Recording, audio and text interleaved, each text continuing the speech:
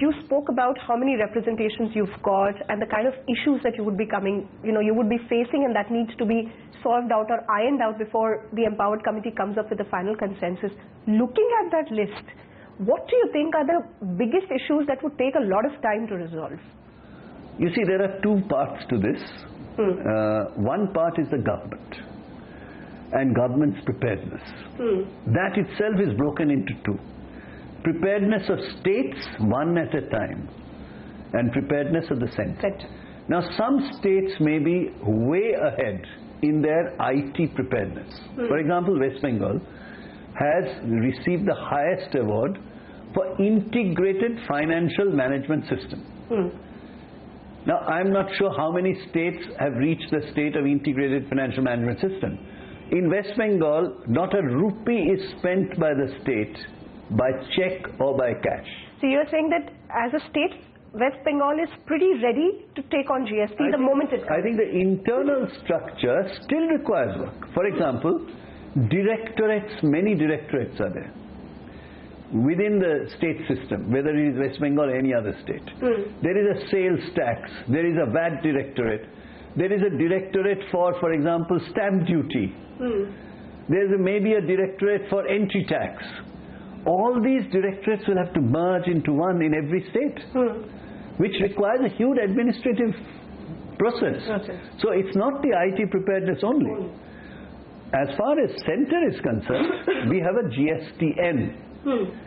That's the network, which will magnum network, that's going to clear millions of transactions vis-a-vis their taxes. How is the preparedness on the GST? I think the preparedness on GSTN is pretty far, because we have been working on it for 2.5 years. Since I have been on the Empowered Committee, we have been working on a GSTN process where officials have been meeting almost every month for the last 2.5 years.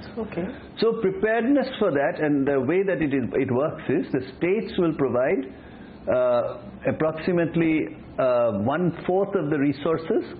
Centre will provide another 1/4. So 49% will be held by state and the centre in terms of a SPV, a company. 51% will be held by all kind of financial institutions. This model has been put in place. It is working through this professionalized model that this whole GSTN system has been set up. So therefore, as far as GSTN is concerned, it is quite ahead in the process, but I cannot claim that it is ahead of the curve. So now the curve will have to come into place, but it is way ahead. Now, as far as individual states are concerned, we'll have to research that. I may feel I'm prepared, but I have to merge my directorates. Though my IT preparedness is very high, I'll have to merge my directorates. Now, some states may not have that high a level of IT preparedness, and they too have to do IT preparedness and merge. And centre itself will have to adjust, because there is integrated GSTN along with state GSTN and centre GST. So all this is a convergence that has to happen. Don't forget, it is the largest reform in the world ever done. There has been no GST. Which countries have exactly the word GST? Canada, Australia, New Zealand, and recently Malaysia. So there is no 1 billion per people country which has GST today in the world. So this is the world's biggest fiscal experiment that has ever been done. So you're saying it would take time for the final shape to come out? You see, time depends on whether it is on war footing.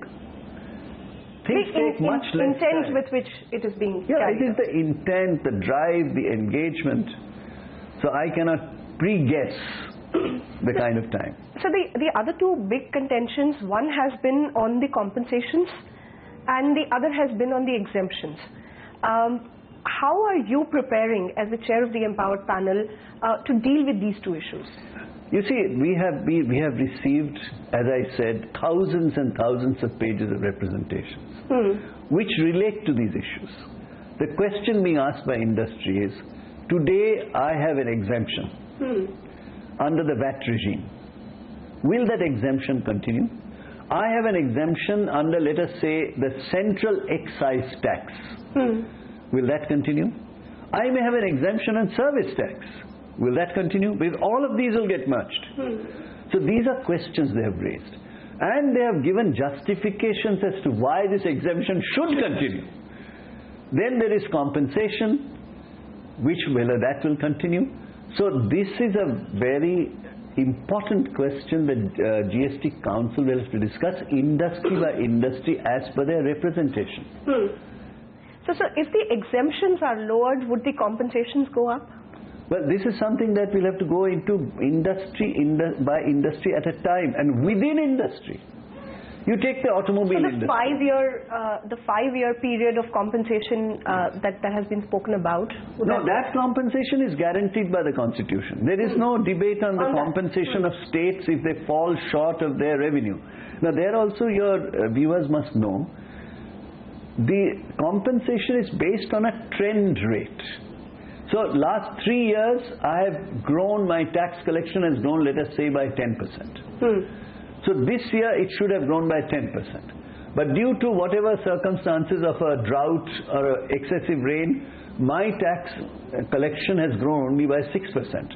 I will be liable to be compensated by the center the additional 4% lost. So on that, I don't think there is any debate. There's total clarity and constitutionally guaranteed. So if you meant by compensation to the states, that is a very clear picture. Where there are issues is in terms of exemptions of individual industries. So now question is, if GSTN gives you a lower tax incidence, at the same time you keep all the exemptions of the past, then that needs to be debated. So now somebody may come up and say, look, my industry is very socially important, and make a case for that, and say therefore my compensation should continue, or currently my VAT rate is 5%. We are an industry that has national importance, the case being made, or very labor intensive, employing 10-20 million people. In that case, mine should continue. So there is naturally a proclivity of industry to push for maintenance of exemptions, lower taxes which are there today. So that's their logic. All this has to be debated in the GST. But the e-commerce industry has said that they should be exempted from the GST taxation, and I was reading somewhere that you are not in favor of that. This is not true. We have not come to a conclusion. They have made representations. By you, I mean me personally, we have just debated in the Empowered Committee. So the question that was raised in the Empowered Committee by finance ministers, I only chair it, so I don't give opinions, was that, look, do you add any value or not? If you're saying that you're a pass-through industry, where you buy, which has paid tax, you sell, which is consumers pay tax, and you're only a pass-through, then do you value add? If you value add, should you not pay a tax? These are very interesting debates. We have to learn from best practices elsewhere in the world. What does Canada do with regard to this kind of e-commerce based selling in the country? We need to know. We need to understand, what does Australia do? What does New Zealand do? They are developed countries. So are there any best practices in that? This will be debated in the GST Council. So I cannot give an opinion. I'm only explaining to you. So there are too many ifs and buts that need to be talked during the Empowered Panel. It's not ifs and buts. When you have the world's largest fiscal reform underway, in over $1 billion people, with almost 3 dozen states and union territories, with its own organic processes, naturally there will be lots of issues to smooth out and to iron out. It took so many years for VAT to come up. Yeah. So imagine that finally when GST becomes operational, it's not the passing of the rule, it's operationalization. There will be problems in operationalization. There will be glitches. So the 2 months time seems to be fairly on the lower side? I really don't know what the 2 months mean, because this is a bill that will have to be discussed, which will be placed in Parliament. But do you think you're confident that in the winter session the bill could come up? This is something you have to ask the central government. because this is a bill that will be presented by the central government, not by us. But it's only after the empowered panel comes up with their Only final... after the GST Council comes up with a position, which empowered committee has only fixed the principle of the So it's all interlinked eventually to the discussions that the finance ministers it is would very have. difficult for one to predict in a substantive and statistically viable or robust manner. So the April 1st deadline that Prime Minister Narendra Modi and the Finance Minister have been saying that overall we are kind of ready to meet that deadline. Are you confident that deadline could be met? Well, if I were the Union Finance Minister or the Prime Minister, you could have asked me that question. I am only a Finance Minister of a state and chairperson of the Empowered Committee. So I don't think I'm in a position to give you an answer, because once the issues come up, they will have to be ironed out. Now, how many issues will come up in the GST Council is yet to be seen. So it depends on how many issues. Now, one may be able to skirt some of these issues and say that we will not discuss this under the GST just now, we will leave it aside and then solve it in stages. So it will all depend on GST. It is not really humanly possible in a statistically robust manner to say that X number of days we will definitely do it, we will not do it. It will depend on whether it's on war footing, where everybody is meeting, everybody is continuously meeting, and number of issues which are complex are fewer.